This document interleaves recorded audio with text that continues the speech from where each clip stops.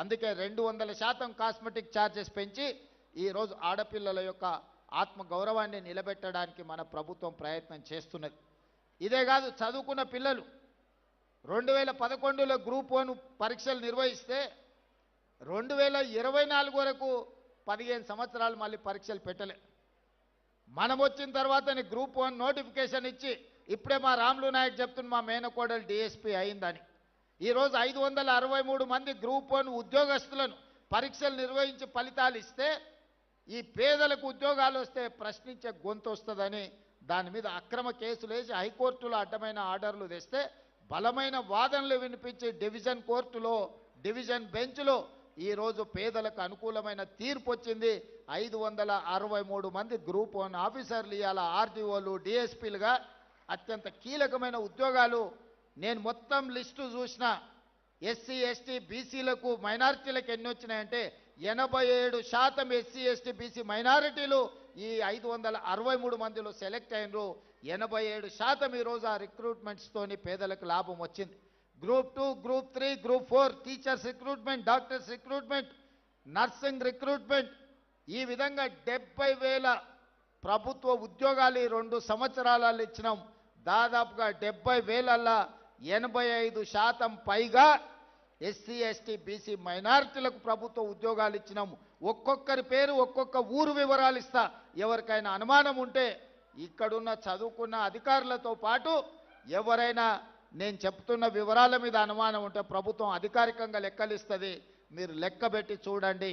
ఈ ప్రభుత్వం పేదల కోసం పనిచేస్తుంది. ఈ ప్రభుత్వం పేదల అభివృద్ధి కోసం పనిచేస్తుంది. ఒకప్పుడు భూములుండే. ఇందిరాగాంధీ గారు అగ్రికల్చర్ సీలింగ్ యాక్ట్ తీసుకొచ్చి ఇందిరాగాంధీ గారు లంబాడ సోదరులకి ఎస్టీ రిజర్వేషన్లు ఇచ్చింది.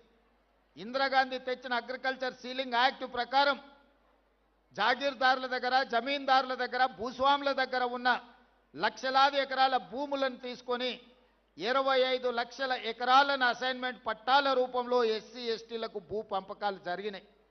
ఈనాడిగా పంచడానికి భూమి మిగలలే. మా యువకులు, మా ఆడపిల్లలు జాగ్రత్తగా వినాలి. ఆ పైన ఉన్న వాళ్ళు కూడా, మీ తల్లిదండ్రులు, మీ తాతలు వ్యవసాయాన్ని నమ్ముకున్నారు. మీ తల్లిదండ్రులు, మీ తాతలు తండాలలో, గూడాలలో పేదరికాన్ని అనుభవించారు. మీ తల్లిదండ్రులకు ఇందిరాగాంధీ గారు తీసుకొచ్చిన చట్టం ద్వారా ఇందిరమ్మ ఇండ్లు, పక్కా ఇండ్లు అన్నప్పుడు మీ గూడాలలో, తండాలలో పక్కా ఇండ్లు వచ్చినాయి.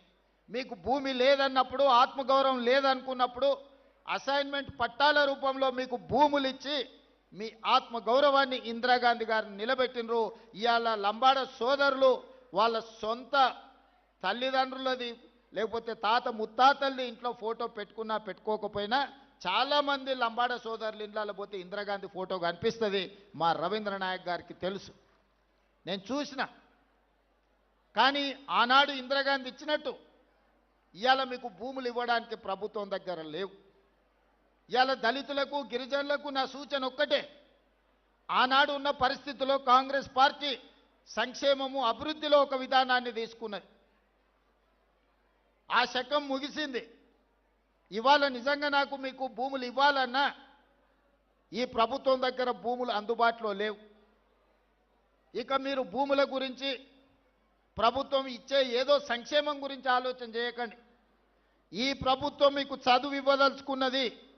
ఈ ప్రభుత్వం మీకు సంక్షేమం కాదు, సంక్షేమంతో పాటు మీకు చదువు ఇవ్వదలుచుకున్నది. నా సూచన ఒక్కటే, ఇక్కడికి వచ్చిన పిల్లలందరికీ చదువుకోండి, బాగా చదువుకోండి. చదువుకోవడానికి ఏం కావాలనో నన్ను అడగండి. మీరు డాక్టర్లు అవుతారా, మీరు ఇంజనీర్లు అవుతారా, మీరు ఐఏఎస్లు అవుతారా, మీరు ఐపీఎస్లు అవుతారా, మీరు ప్రొఫెసర్లు అవుతారా? ఈ దేశాన్ని మీరు ఏలడానికి ఏమవుతారో చెప్పండి, నేను మద్దతు ఇస్తా. మేమేమీ చేయం, ఇంటి దగ్గర ఉంటాం, మాకేదన్నా భూమి సార్, లేకపోతే మాకేదో చిన్న చిన్న వ్యాపారాలు చేసుకుంటాం అనేది వదలండి. లంబాడ సోదరుల చైతన్యం ఉంది. లంబాడ సోదరులకు ప్రపంచం గురించిన అవగాహన ఉన్నది. నేను చెప్పేది ఒక్కటే, యుక్త వయసులో తప్పుదారి పడితే జీవితకాలం బాధపడతారు, మీ తల్లిదండ్రులకు భారం అవుతారు. కానీ ఈ వయసులో కష్టపడితే, ఈ వయసులో మీరు చదువుకొని, చాలామంది ముందు వరుసలో అధికారులు ఉన్నారు. అధికారులు ఎవరున్నా గుర్తించి వాళ్లకు వివిధ శాఖలలో కీలకమైన హోదాలు ఇచ్చిన. ఎందుకంటే ఆ స్ఫూర్తి మీకు రావాలి అరే మా వాడు ఈఎన్సీ అయిండు, మా వాడు సింగరేణికి సిఎండి అయిండు, మా వాడు ట్రైకార్కి చైర్మన్ అయిండు, లేకపోతే మా వాడు వివిధ కార్పొరేషన్లకు చైర్మన్లు అయినరు, మా వాళ్ళు ఎమ్మెల్సీ అయినరు, ఎంపీ అయినరు అంటే చదువుకోవడం వల్ల ఈ అవకాశం వచ్చిందని భవిష్యత్ తరాలకు ఈ యువతరానికి అవగాహన ఉండాలి అని చెప్పి మీ వాళ్లకు వివిధ అత్యంత కీలకమైన హోదాలు నేను ఇచ్చిన. అందుకే భూముల గురించి అందించే తాత్కాలిక సంక్షేమం గురించి ఆలోచన చేయకండి. మీరు భవిష్యత్తును నిర్దిష్టంగా నిర్ణయించుకోండి. మీరు డాక్టర్ అవ్వాలనుకుంటున్నారా, మీరు ఇంజనీర్ అవ్వాలనుకుంటున్నారా, మీరు లాయర్ అవ్వాలనుకుంటున్నారా, మీరు ప్రొఫెసర్ అవ్వాలనుకుంటున్నారా, ఒక గొప్ప చార్టెడ్ అకౌంటెంట్ కావాలనుకుంటున్నారా, లేకపోతే సినిమా రంగంలో రాములు నాయక్ గారు చెప్పినట్టు గొప్ప టాలెంటెడ్ మంగ్లీలు కాదలుచుకుంటున్నారా, మీరు ఆలోచన చేసుకొని మీరు ప్రొఫెషన్ ఎన్నుకోండి. డైరెక్షన్లెస్గా ఉండకండి. నిర్దిష్టమైన ప్రణాళికను పెట్టుకోండి. దానికోసం ఈ ప్రభుత్వం 100% అండగా నిలబడుతుంది. గత ప్రభుత్వాలు చెప్పినాయి మేము ఎస్టీ హాస్టల్ ఇచ్చినాము, ఎస్సీ హాస్టల్ ఇచ్చినామని. కానీ ఎక్కడైనా ఉండడానికి ఏదైనా వసతి గూడు ఏర్పాటు చేసిండ్రా? కాగితం మీద ఆదేశం ఇస్తే సరిపోదు. అందుకే ఈరోజు ఎస్సీ ఎస్టీ బీసీలకు మైనారిటీలకు ప్రతి నియోజకవర్గంలో young India integrated residential schools 25 ఎకరాలల్లా 200 కోట్లతోని 100 నియోజకవర్గాలల్లా 20,000 కోట్లతోని 25 ఎకరాలలో ఈచ్ క్యాంపస్ ఈరోజు మనము నిర్మాణం చేస్తున్నాము. ప్రతి స్కూల్లో 2,500 మంది పిల్లలు చదువుకుంటారు. అట్లా 100 బాలురకు 100 బాలికలకు 200 Young India integrated residential schools కట్టదలుచుకున్నాము. నాణ్యమైన విద్యను మీకు అందించదలుచుకున్నాం. చదివే మీ భవిష్యత్తును మారుస్తుంది. చదివే మీకు సమాజంలో గౌరవాన్ని తెచ్చిపెడుతుంది. నిన్నగాక మొన్న నా ప్రభుత్వం చేసిన సిపెక్ survey, social economic education employment political and caste survey చేసినప్పుడు ఆశ్చర్యకరమైన ఫలితాలు వచ్చినాయి. సర్వేలో పేదరికం కనిపించిన వాళ్ళకు భూమి లేక పేదరికం రాలే, చదువు లేక పేదలుగా మిగిలిపోయారు.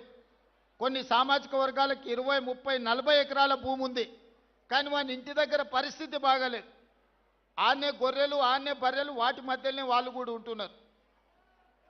వాళ్ళకి ఎందుకు అనంటే అక్షరం అనేది తెలవకపోవడం వల్ల, ఆ కుటుంబాలు చదువుకోకపోవడం వల్ల వెనుకబాటుతనం అనేది, పేదరికం వేరు, వెనుకబాటుతనం వేరు. గొప్పగా చదువుకున్న ప్రొఫెసర్ కాసింకు మరి భూమి ఉందో లేదో